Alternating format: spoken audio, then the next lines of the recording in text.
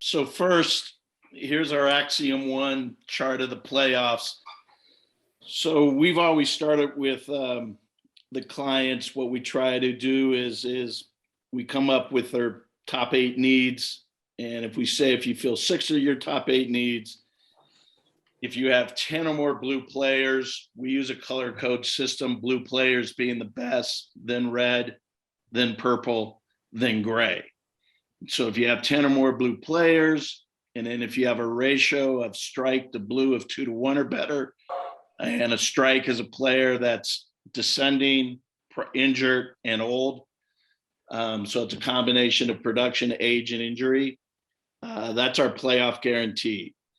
So this chart was made prior to week 1 of the playoffs. I got a few eyebrows with some of the guys when the Bengals had Axiom 1, the Rams had it, the Packers had it, the Chiefs had it, and so did the Eagles. And you can kind of see where other teams didn't either have the ratio, the 6 of the top 8 needs. Patriots and Steelers didn't have 10 or more blue players. So with that being said, you've been listening to me talk about all these colors: blue, red, purple, gray. So the good news is we do a Super Bowl matchup, and if there's a difference in color, a blue going against a red will give the advantage, a mismatch for the blue player. So here we have the Rams and the Bengals, and basically the matchup is, the left tackle is going to play against the right end.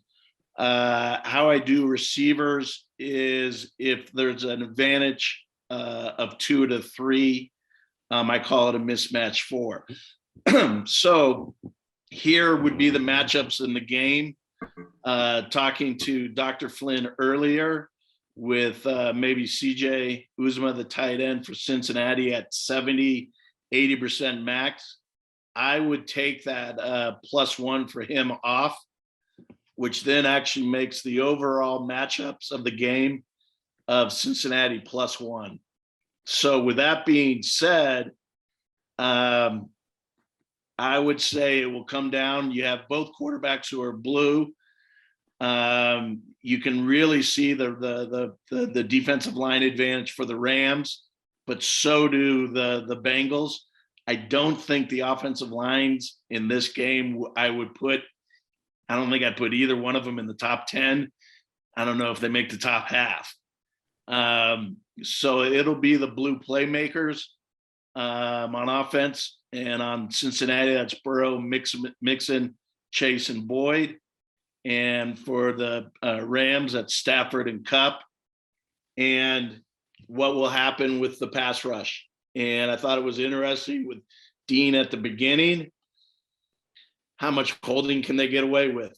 And so if the Ram pressure of, obviously Aaron Donald, there's nobody on the Bengals offensive line that can block him.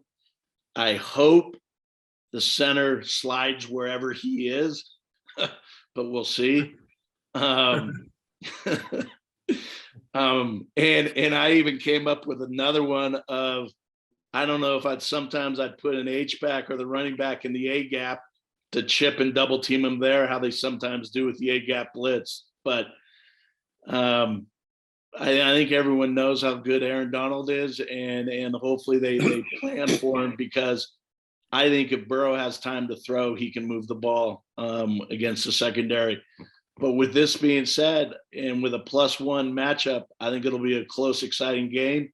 And it'll come down to the blue, who plays bluer, and obviously, the turnovers in the game.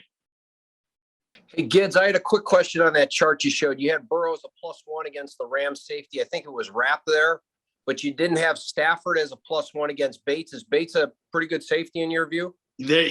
Great question. That's always hard. It's like, who do you match the quarterback up with? So exactly, I got Bates as a blue weak safety, and obviously we saw that on the last defensive play against Kansas City. Sure. And then when Coach Wade was showing defensive plays, how they played coverage in the second half, and Bates was getting over there on the over.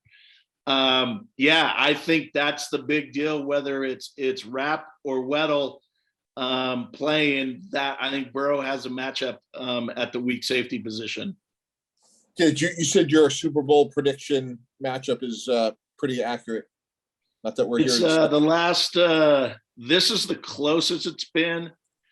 Believe it or not, the Philly New England one, Philly was +8, which I've never seen. The New England Atlanta one was New England was +2. And then last year Tampa Bay was +4 in matchups. And the big matchup last year, Gids, was that Tampa front versus the Kansas City offensive line, correct? Absolutely. Yeah. Yeah. And wore him down. And truthfully, that's when Davis and Dean and Murphy Bunning and Winfield and Whitehead were playing darn good in the secondary. And then the two linebackers. Yeah, the underrated thing last year was, in my opinion, was, it's Tom Brady and Gronk and Mike Evans, but that Tampa defense last year was really, really good. And I can remember, I think we did a preview of just how fast they were. And I think we talked about how Mahomes was, ran over a mile scrambling, but that was, it's the kind of the unknown matchups. I'll give you a guy that I think you'll see be making lots of tackles that they don't talk about are the two linebackers for the Rams, Reader and if Jones is healthy to play. The rookie Jones, is a really fast, athletic, big play guy. And Reader is, I'm sure you love him, Wade. He's one of your type. He's just always at the ball. He's just always at the football. And the front keeps guys off him, but he's just a good 240-pound linebacker that can run 4.6 and makes a lot of tackles. So I think it'll be, if Cincy can run the ball, power at them, it'll be interesting, and vice versa if the Rams can run, and then how much holding can both lines get away with? Mike, have you ever had it where you look at the matchups and you say, okay, +1, but maybe there's such a dominant player, let's say Von Miller against Carolina. I don't know what that matchup might have been, or, LT in a certain Super Bowl where you say, hey, I'm giving it a +1, but it feels like a +2 or a +2.5 type of a net matchup. Yeah, that's a great question, because if you remember, we had this conversation here. It was Mike Remmers. And remember, Coach, and Remmers was playing right tackle for Kansas City last year. And we laughed about it. In 4 years, he hasn't gotten quicker or better.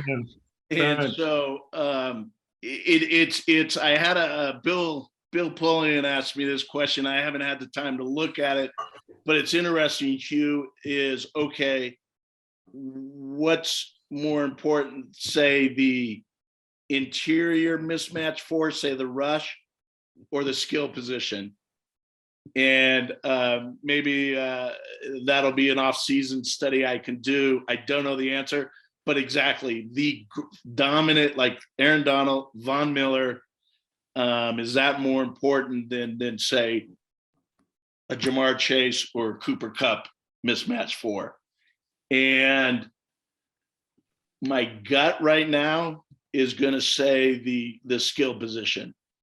And the reason I say that is, and we'll do it, I'm sure we'll have the chart in the future where I take the Super Bowl winners. And it was interesting. I got squeezed with Mr. Brown and the staff last year before the draft. And it's like, okay, we're at 5.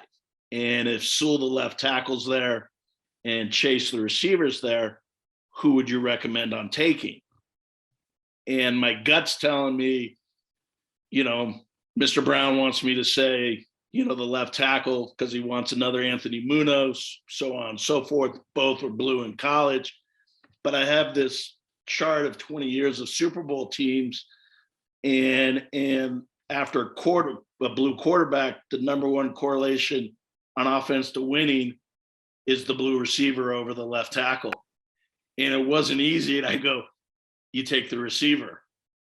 And after hearing, that Chase is dropping balls in preseason, I go, great, I'm getting fired.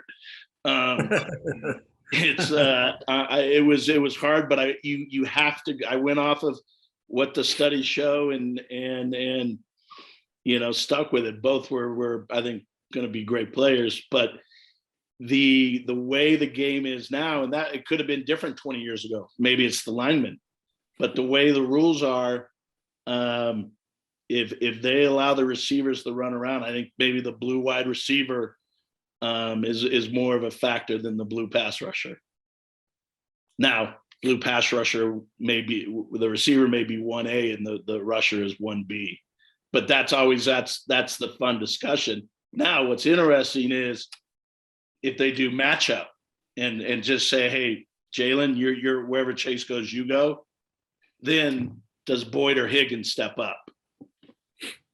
And if they do, that'll be interesting to watch, because I think they're a mismatch against Williams and Dayton and the other corner. But that's what's so fun about the game of football, of maybe they'll do matchups sometime. Maybe they'll play, maybe they won't, and that'll be fun. And then obviously, gosh, if they 46, like that would be the other interesting thing is what happens if the Rams come in, hey, and we'll 46 with Aaron. And now that he is one-on-one, if all of a sudden they cover both guards and center and you got Aaron on one of the guards and Von Miller's on a little bit wide of him. Gee, guys, how we pass protect in this one? I think I made this punt, but that one would be, that one would be interesting too, right, Coach? If we go 46 inside with Von out wide on Aaron. Yeah, I think you're right with the receiver, unless you're behind. If they get behind, the rusher is more important, because that's going to cut the receivers. Yeah, they can win the game for you, but I think if your team gets behind and Aaron Donald and Von Miller are rushing, they've got the big advantage. So Yeah, exactly, because you can play safe coverage and like, hey, we're not going to give up home runs, let them hit singles, right, and we're coming at you. Yeah, good point.